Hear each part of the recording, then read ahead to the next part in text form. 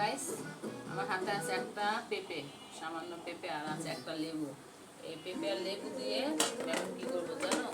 এই শিং মাছগুলো ঝকঝকে পরিষ্কার করে ফেলবো মাত্র 10 মিনিট সময়ে। তো প্রথমে আমি এই পেঁপেটাকে ছিলে নিব। ছিলে নিয়ে পেঁপে ছিলকাগুলো দিয়ে ব্লেন্ডার করে নিব। ব্লেন্ডার করে নিয়ে আমি দেখো ঝকঝকে চকচকে করে ফেলবো শিং মাছগুলো। পেঁপেটা প্রথমে কেটে নিয়ে আমি ব্লেন্ডার করে নিব। তো পেঁপে ছিলা হয়ে গেছে আমার। এখন আমি ছোট ছোট করে পিস করে এখানে ব্লেন্ডারের বাটিতে নিয়ে নিব। এভাবে ছোট ছোট করে পিস করে নিব। তো বেশি একটা লেবু লাগে না, আমি লেবু কেটে রেখে দিয়েছি, আর লেবুর যে ভিতরের এই চামড়াটুকু দিয়ে দিলাম। এই যে আমার হয়ে গেল। এত বেশি প্রয়োজন নেই, সবটুকু নিলাম না, এতটুকু দিয়ে দিলাম। এখন আমি একটু পানি দিয়ে এটাকে ব্লেন্ডার করে নিব। এর মধ্যে অল্প কিছু পানি দিয়ে দিলাম। এখন আমি ব্লেন্ডারে নিয়ে যাচ্ছি, ব্লেন্ডার করে নিয়ে আসবো। তো আমি এটাকে ব্লেন্ডার করে নিলাম। হয়ে গেল ব্লেন্ডার করা। এটাকে আমি এখন মাছের ভিতরে মেখে নিব। আমি এগুলো ঢেলে নিলাম, পাতিলের ভিতরে ঢেলে নিলাম। ঢেলে নিয়ে মাছগুলো এর মধ্যে তুলে নিলাম। মাছগুলো আমি মাথা খাই না, তাই মাথা ফেলে দিয়েছি। তারপরে পিছলে যাওয়ার জন্য একটু শুধু সাদা পানি দিয়ে একটু ধুয়ে নিয়েছি।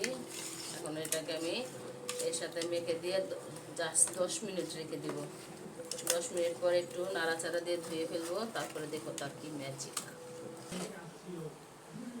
তো গাইস, চলে আসলাম 10 মিনিট পরে। এখন আমি এটাকে মেখে থেকে দেখবো কত দূর আমার সাদা হলো। আমি এখন কিছু সময় এভাবে নাড়াচাড়া করে নিব। এই যে আস্তে আস্তে উঠে যাচ্ছে এগুলো। শুধু হাত দিয়ে কষলে কষলে ডলে নিলেই হবে।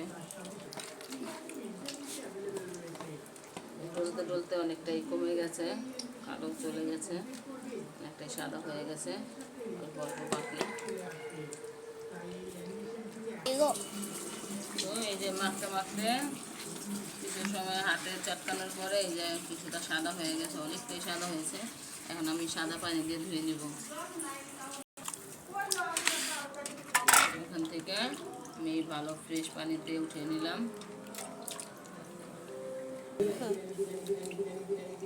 এখন এই পানি থেকে আরেকটা ধোয়া দিয়ে নিব।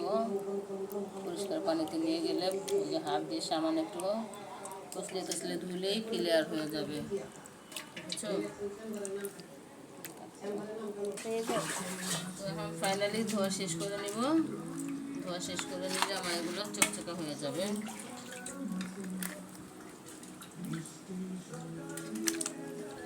সাদা হয়ে গেছে। এগুলো এখন কেটে কেটে নিয়ে আমি রান্না করে নিব।